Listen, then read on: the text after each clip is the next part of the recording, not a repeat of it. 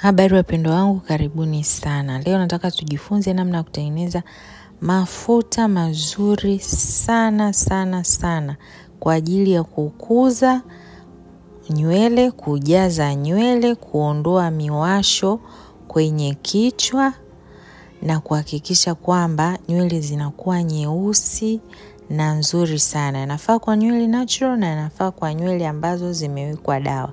Kwa watoto pia hata kwa watu wazima.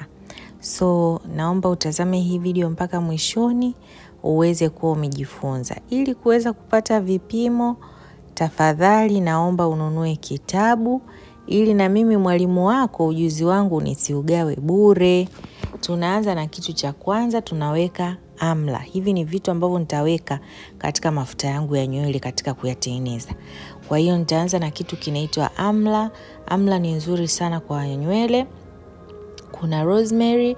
Rosemary ni nzuri sana kuhakikisha kwamba nywele zinakuwa kwa haraka.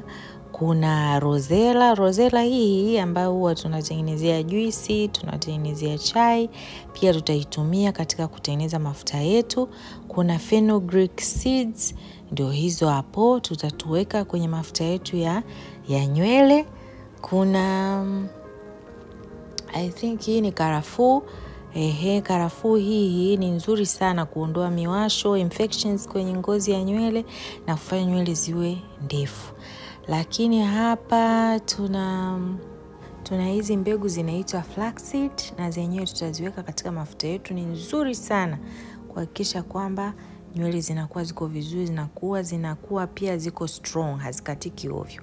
So ili kutengeneza mafuta yetu tutahitaji mafuta. So hapa nimeonyesha mafuta ya nazi, sitaonyesha kiasi. Kwa hiyo utahitaji kupata vipimo, lakini pia tutatumia castor oil katika kutengeneza mafuta yetu.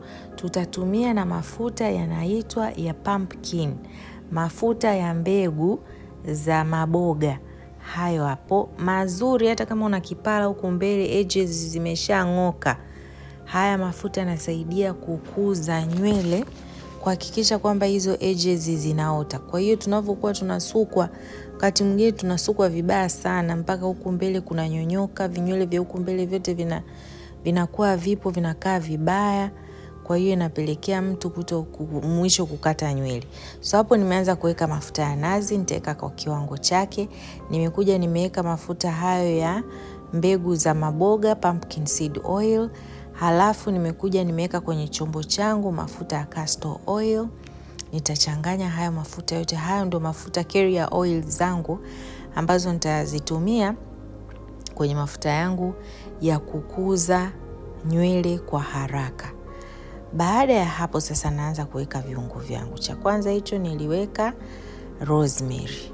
Nafikiri nisahau kuonyesha. Cha pili hicho nimekuja nimeweka fenugreek seeds. Cha tatu nakuja kuweka flax seeds.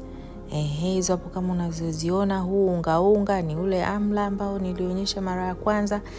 Pia tunauchanganya katika mchanganyiko wa mafuta yetu ya kukuza nywele.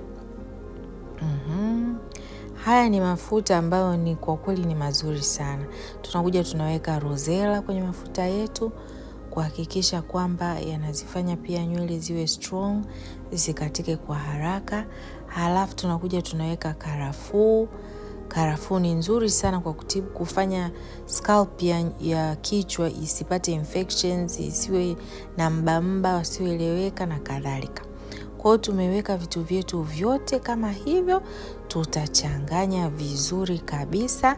Halafu haya mafuta yetu tutayaacha kwa muda wa wiki 2 yakiwa na hivyo viungo vyake vyote, ili yaweze kuinfuse vizuri, yaweze kuchanganyika na zile benefits zote zilizoko kwenye vile viungo tulivyovichanganya yaweze kuingia kwenye mafuta.